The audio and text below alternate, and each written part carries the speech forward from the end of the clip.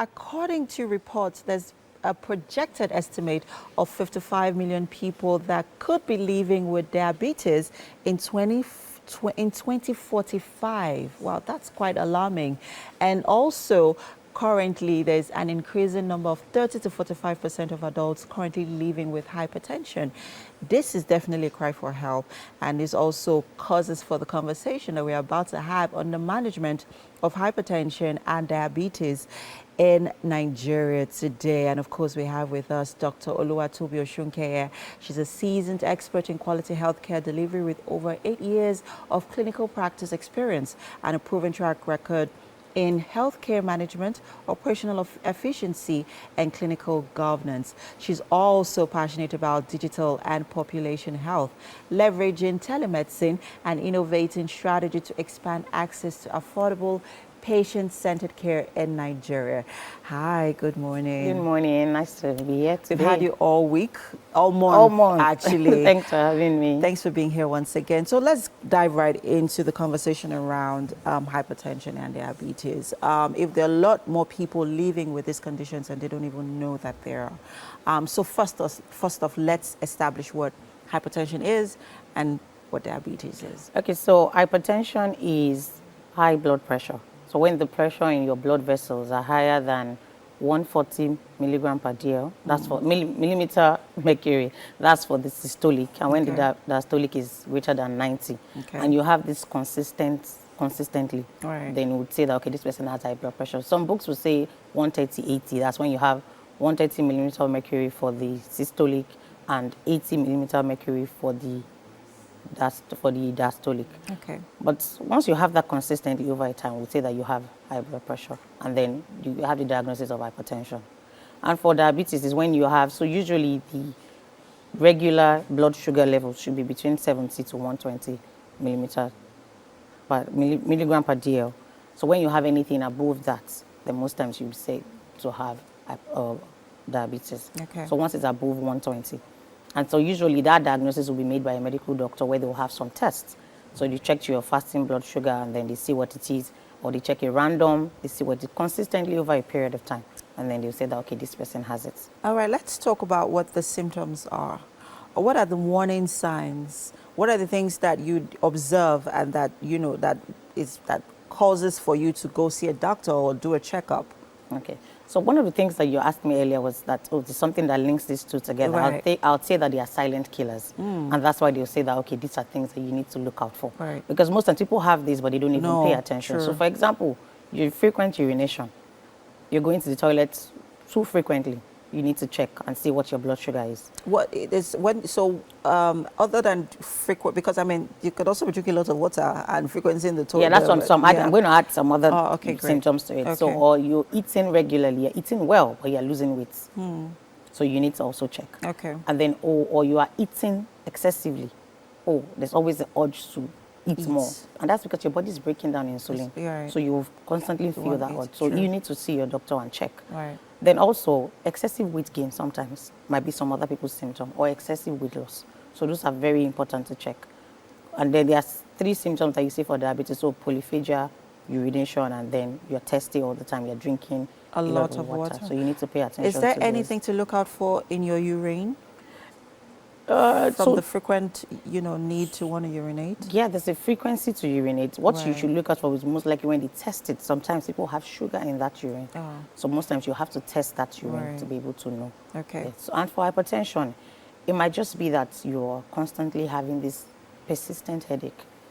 And some people will tell you that those headaches are usually really, really bad. Severe headaches. You need to pay attention. Sometimes it might just be excessive fatigue. You're getting tired all the time. You need to pay attention to that. And then sometimes from other people, it might be blurry vision. And then for some people, it might just be the first time they have a stroke is when you know that they have hypertension. And that's why they are called silent killers. Wow. A lot of people have it and they just don't even know. So it's until one day you say, oh, this person had this banging headache, and the next thing, they can't move a part of their body, and then they go and check and they're like, oh, the person had hypertension. So that's why I would say that at some point, you need to regularly go and see your doctor, do your regular checkup.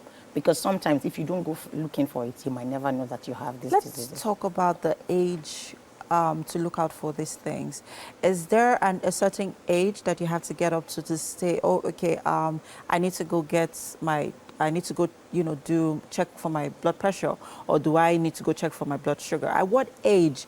Because now that you mention it, you talked about there have been reports of a lot of young people just, dying of, out of no cause, no sickness, no sign of anything, and they just get reports to just slump and die.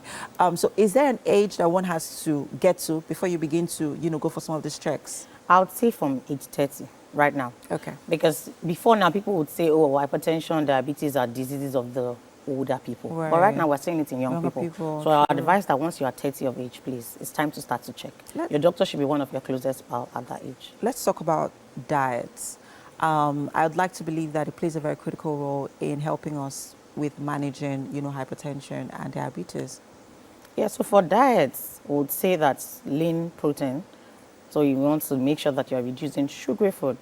You are reducing the salt in your food. Very important. So you are reducing processed food. Because when people say salt in food, they say, oh, I don't eat food that has salt. But a lot of this processed food has high sodium, and that's salt already. Right. So please, you need to reduce processed food a lot. Now, is this for hypertension or diabetes? For or both of them, okay. Yes. Sugary food, you have to reduce that. You have to reduce alcohol. Very important for both diseases. You have to reduce caffeine. Very important for hypertension and even for diabetes. So vegetables, you have to increase that in your diet. You're trying to eat as much as natural food as much as possible. Right. So reduce processed food and all that. Very important. There's been a lot of conversation also around unripe plantain, on whether it is. And I'm saying this because I've been in this conversation before with, someone who was living with diabetes, and it was about is unripe plantain recommended or not recommended, because its nutritional content can be confusing. So kindly help us clarify. Okay, so I'll say that a lot of times people that live with diabetes are trying to cut down on carbohydrates. Right. So we would say that cut it down, but don't make it absent in your diet at all, because there are a lot of healthy carbohydrates that you also still need. Because at the end of the day, the body needs balanced diets. True. So you can't cut out a group of food and say, I'm not eating this at all. What you can do is moderation. So as with anything that you eat, you have to be moderate. So even when you're doing your fruits, also moderation. Even with the unripe plantain, moderation. Because sometimes when people say, oh, they said I shouldn't eat other things, and then you're eating unripe plantain, and then you're eating too much of it. That's a problem. So I feel like you can eat everything. I would say you can eat everything, but in moderation. And then stick with your doctors. Your doctors will look through. They get you a dietitian. They'll look through your diet, look at your lifestyle, look at your weight for age, and then they would now come up with a diet plan that works for you. So you can't say that, oh, Mr. A's doctor said you should cut out this, and then you are going to go that route. No. So your doctors will look through you with your dietitian, and then they will look through your diet, look at your lifestyle, look at your levels. When I say your levels, again, look at your sugar levels, your blood pressure levels, and then they can tell you, okay, these are the things that you should stay away from, or the things you need to. But moderation in everything. All right, let's quickly talk about meats.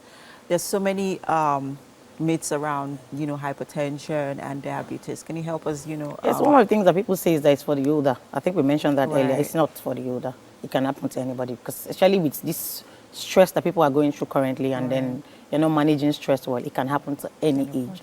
Another thing is the diet. So they say don't eat it, don't eat that. No, I feel like moderation in everything.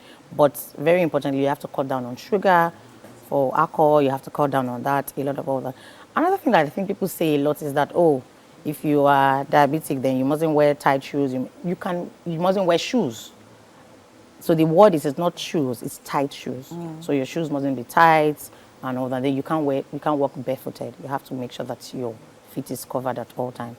What are the other common things I've heard? Yeah, I think it's mainly diets, where they say, oh, don't eat this, don't eat that. Right. And then also people think that, oh, once I'm taking medications, then I can you can eat anything. No. So even with medication, your diet also is very important. And then exercise. Well, then people say, oh, I have this disease, I can't do this exercise. No, exercise is very important. So it doesn't have to be anything difficult. Right. So it can be swimming, it can be walking, it can even be dancing. Right. Just make sure that there's some activity, some form of activity, yes. Thank you so much, Dr. Tobi. It's always a pleasure having you. It's been an exciting month with you. Yeah, it's been. Learning so much. And hopefully we'll do this again in the nearest future. Happy to do this always. Thank you so much. And that's it on this conversation on wellness. The show continues, people. Petite Talker is joining us next. Stay with us.